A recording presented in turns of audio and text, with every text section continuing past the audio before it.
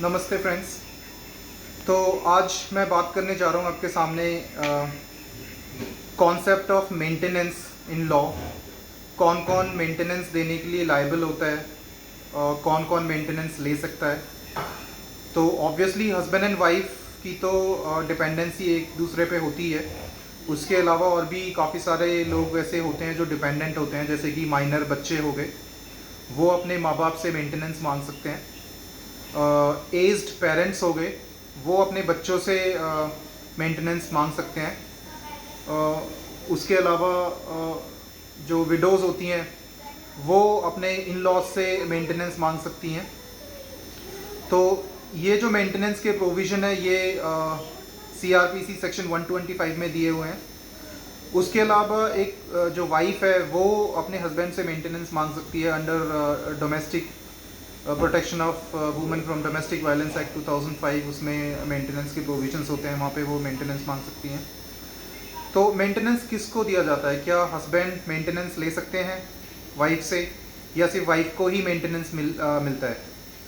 तो इसमें जो बेसिस होता है कॉन्सेप्ट ऑफ मेंटेनेंस में, वो पहला बेसिस होता है डिपेंडेंसी का। तो जो भी स्पॉज डिपेंडेंट होते हैं उन्हें maintenance as per the law मिलना चाहिए। तो जनरली वाइफ डिपेंडेंट्स होती हैं, इसलिए वो उन्हें ही मेंटेनेंस दिया जाता है। लेकिन अगर हस्बैंड भी डिपेंडेंट हैं वाइफ पे, मान लीजिए हस्बैंड की मेडिकल कंडीशन सही नहीं है, ही इज़ बेड रिडन या कोई और any reason because of which he is unable to work, पहली चीज़, तो वहाँ पे वो वाइफ से मेंटेनेंस ले सकते हैं। दूसरी चीज़, if the wife is earning more than husband, तो उस पर्टिकुलर सिनेरियो में भी हस्बैंड उनसे क्लेम कर सकते हैं। जो दूसरा बेसिस है मेंटेनेंस का, restoring the same living standard. तो इसमें ये होता है कि जो भी पार्टी, जो भी स्पॉज ज़्यादा अर्न करता है, वो दूसरी पार्टी को, अपोजिट पार्टी को मेंटेनेंस देने के लिए लायबल होता है। सो फॉर एग्जांपल, अगर वाइफ की अर्निंग जो है वो 1000 रुपीज़ है और हस्बैंड की अर्निंग सिर्फ 100 रुपीज़ है, तो वाइफ उनको मेंटेनेंस देने के लिए लायबल है। वहीं अगर मान लीजिए हस्बैंड की जो अर्निंग है वो 1000 रुपीज़ हो जाती है और वाइफ की अर्निंग 5000 रुपीज़ हो जाती है, तो भी वाइफ ही मेंटेनेंस देने के लिए लायबल हैं। अब मान लीजिए हस्बैंड की अर्निंग 5000 हो जाती है, वाइफ की अर्निंग 50000 हो जाती है, तो भी वाइफ ही मेंटेनेंस देने के लिए लायबल हैं। तो इसमें ये कॉन्सेप्ट होता है restoring the same living standard. जो स्पॉज होता है, जिस पर्टिकुलर कंडीशन में वो खुद रह रहे हैं, उसी पर्टिकुलर सिचुएशन में उनके स्पॉज को भी रखने के लिए जो भी एक्सपेंसेस उसमें लगेंगे उतना वो देने के लिए मेंटेनेंस कॉन्सेप्ट में कोर्ट उन्हें डायरेक्शंस देता है। तो ये मेंटेनेंस होता है। इसके अलावा जो इंटरिम मेंटेनेंस होता है, interim maintenance pending adjudication of your final जो मेंटेनेंस की पिटीशन है, उसमें इंटरिम मेंटेनेंस के डायरेक्शंस दिए जाते हैं। ये सिर्फ सस्टेनेंस मेंटेनेंस होता है। Sustenance in the sense the expenses for food, for education, for health, medical expenses, house rent. तो इस तरह के जो एक्सपेंसेस होते हैं उन्हें इंटरिम मेंटेनेंस करके कोर्ट जो है ग्रांट कर देता है। ऑफ कोर्स वो कंसीडर करता है अपोजिट पार्टी की जो इकोनॉमिक कंडीशन है, उसके लिए वो इनकम सर्टिफिकेट मंगाए जाते हैं, दोनों पार्टी से देखा जाता है किस पार्टी की क्या कंडीशन है। इसके अलावा मान लीजिए कोई हस्बैंड है और वाइफ है, दोनों ही नॉन वर्किंग है, और वाइफ भी कुछ नहीं करती है, हस्बैंड भी कुछ नहीं करता है, तो उस पर्टिकुलर सिचुएशन में कोर्ट क्या करेगा? उस पर्टिकुलर सिचुएशन में कोर्ट क्या करता है?